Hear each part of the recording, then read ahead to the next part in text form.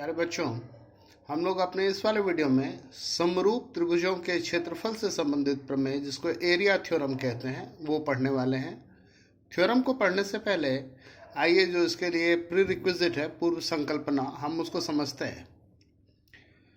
अगर दो त्रिभुज समरूप होते हैं, सिमिलर होते हैं, तो उनके बीच में कंडीशन ये होल्ड करता है कि सारे कोरस्पॉन्डिंग एंगल्स इक्वल होंगे। यानी एंगल ए इक्वल होगा एंगल पी के, एंगल बी इक्वल होगा एंगल क्यू के, एंगल सी इक्वल होगा एंगल आर के, और कोरस्पॉन्डिंग साइड्स जो होते हैं वो प्रोपोर्शन में होते हैं। यानी A B divided by P Q equal होगा B C divided by Q R के इक्वल होगा A C divided by P R के।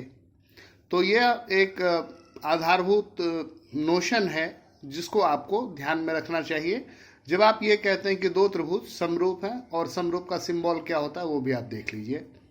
आइए हम अपने थ्योरम पे आते हैं। प्रमेय: दो समरूप त्रिभुजों के क्षेत्रफलों का अनुपात इनकी संगत भुजाओं के वर्गों के अनुपात के बराबर होता है।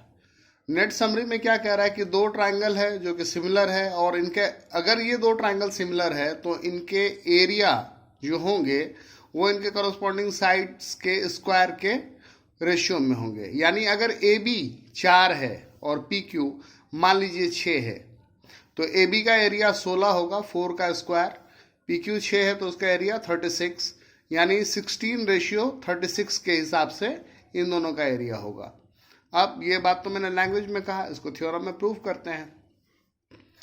आपको थ्योरम प्रूव करने के सारे स्टेप्स पता हैं, क्या लिखना होता है दिया है, क्या सिद्ध करना है, क्या रचना, और उसके बाद हम प्रमाण लिखते हैं। सबसे पहले दिया है। दिया क्या है? दो त्रिभुज हैं, पहला एक ए बी सी और दूसरा पी क्यू आर, और वो इस प्रकार हैं कि ए बी सी सिमिलर है ट्रायंगल पी क्यू आर के। अब आपको सिद्ध क्या करना है? सिद्ध करना है कि area triangle A B C divided by area triangle P Q R क्या होगा? A B by P Q का square, B C by Q R का square, A C by P R का स्क्वायर।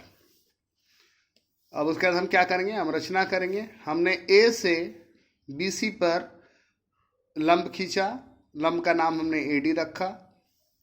पी से Q R पर लंब खींचा और लंब का नाम पी एस रखा। A D perpendicular B C तथा P S perpendicular Q R खींचा। प्रमाण: हम जानते हैं कि जब दो त्रिभुज समरूप होते हैं तो संगत कोण समान होते हैं, जो कॉरस्पॉन्डिंग एंगल्स हैं वो इक्वल होते हैं, और संगत भुजाओं का अनुपात भी समान होता है, और कॉरस्पॉन्डिंग साइड्स का रेशियो भी इक्वल होता है। यानी अगर ये दोनों ट्रायंगल सिमिलर हैं तो क्या होगा? एंगल ए इक्वल होगा एंगल पी के, एंगल बी इक्वल होगा एंगल क्यू के, एंगल सी इक्वल होगा एंगल आर के। ये तो आपको मैंने वीडियो के आरंभ में ही बता दिया था। और साइड्स के बारे में क्या बताया था कि साइड्स का रेशियो भी सेम होता है। तो कॉरस्पॉन्डिंग साइड्स का रेशियो लेते हैं। ए B divided by P Q equal होगा B C divided by Q R equal होगा A C divided by P R के। इसको हम इक्वेशन 1 मान लेते हैं। आइए आगे प्रोसीड करते हैं। अब हम बात करेंगे त्रिभुज ए डी बी। आप चित्र में त्रिभुज ए डी बी को देख पा रहे हैं, ए डी बी, और त्रिभुज पी एस क्यू में आप पी एस क्यू इसको भी देख पा रहे हैं। तो इन दोनों त्रिभुजों में आप क्या देखते हैं कि ये एंगल डी और ये एंगल एस इक्वल है। क्यों? क्योंकि ये 90 डिग्री है। सिरसलम खींचा आपने तो वो 90 डिग्री ही होगा।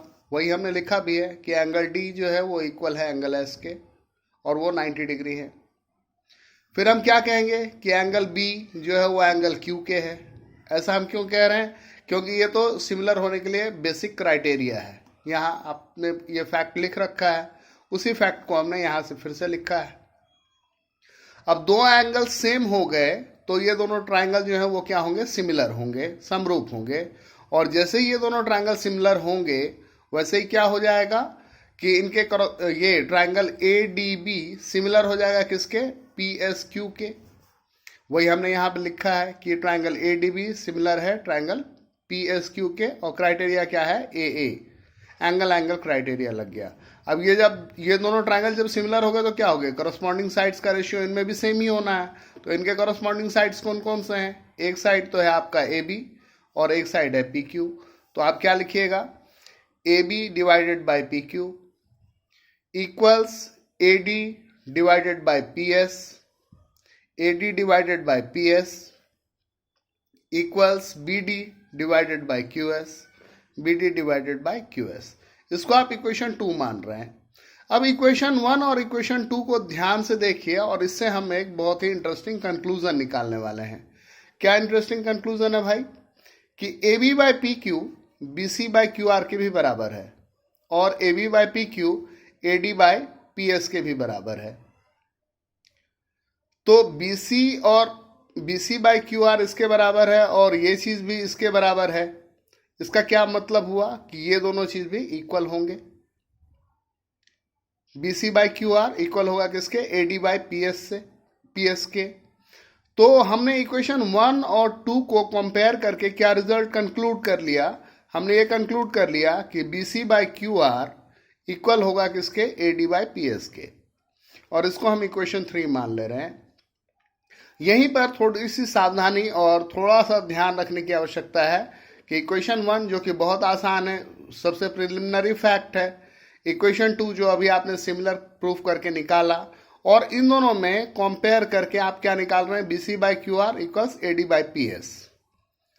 इसको हम इक्वेशन 3 मान ले रहे हैं। अब हमें बात करना है किस संदर्भ में, हमें बात करना है एरिया के कंटेक्स्ट में। तो आइए एरिया पे आते हैं। आपको पता है area triangle ABC divided by area P Q are. Triangle का एरिया क्या होता है, half into base into height. ABC में अगर बेस देखा जाए तो एबीसी में बेस क्या है, बीसी, और हाइट क्या है, एडी।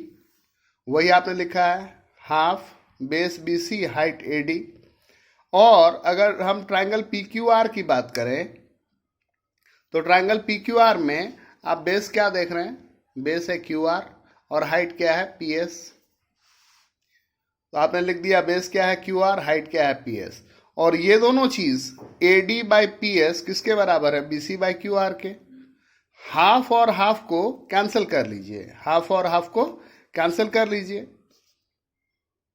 कैंसिल आउट हो गया।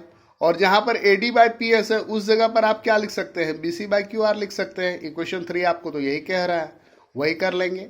समीकरण 3 से area triangle ABC divided by area triangle P Q are, जहां पर एडी है वहां पर भी आप बीसी लिख लीजिए, जहां पीएस है वहां भी आप क्यू आर लिख लीजिए।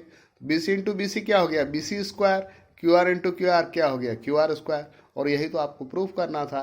तो इस तरीके से हम लोगों ने एरिया थ्योरम प्रूफ कर लिया। सारे स्टेप्स